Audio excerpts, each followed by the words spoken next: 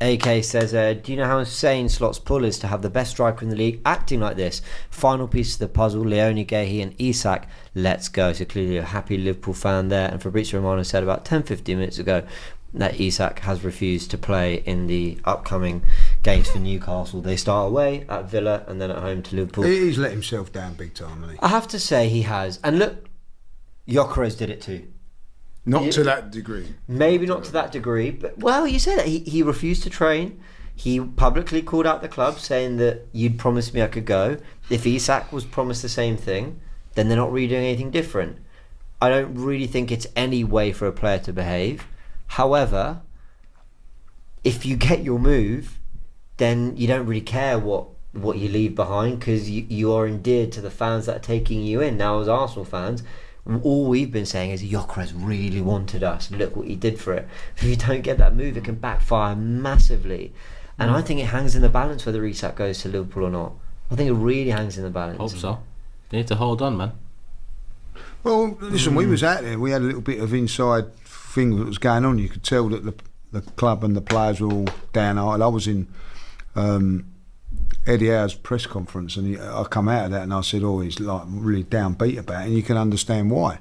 You know what I mean? Because there's obviously been a refusal to play.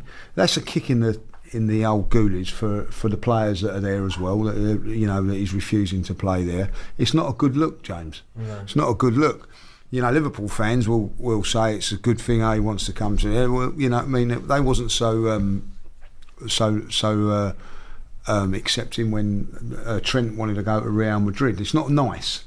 So, like, whatever way you look at it, it's not nice on Newcastle fans. And Newcastle fans don't deserve this, by the way. No. They don't deserve that to happen to them.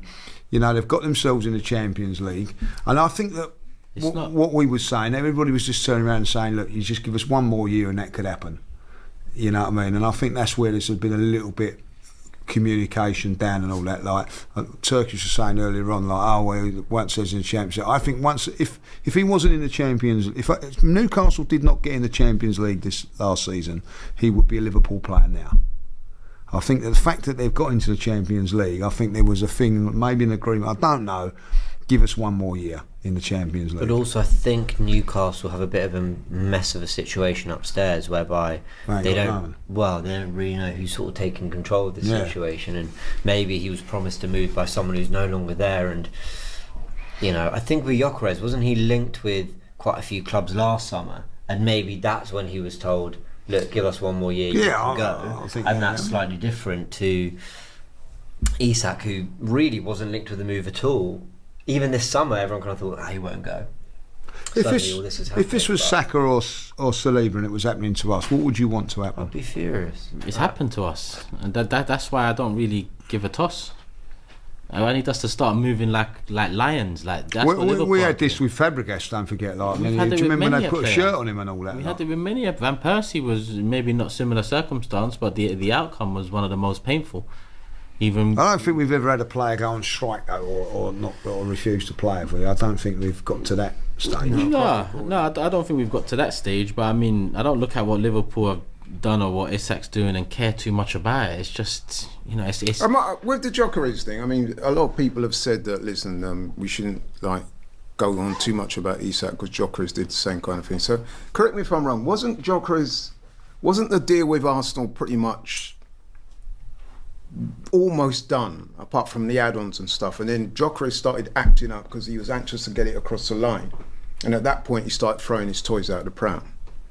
Am I right in thinking that? Because I don't know if it was quite. Maybe, I don't know. And I never expected that. I mean, you look at Isak, no, I never expected that from him. You're right. Mild-mannered, introverted guy that always carries himself with aplomb, both on and off the pitch. So to see what's transpired, it's kind of disappointing. You know what I mean? But hey, it's not my problem.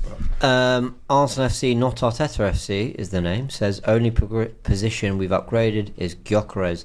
The rest are scrubs. Wow. What, even Zubimendi? Yeah, Zubimendi's class. If you think Zubimendi's who said that?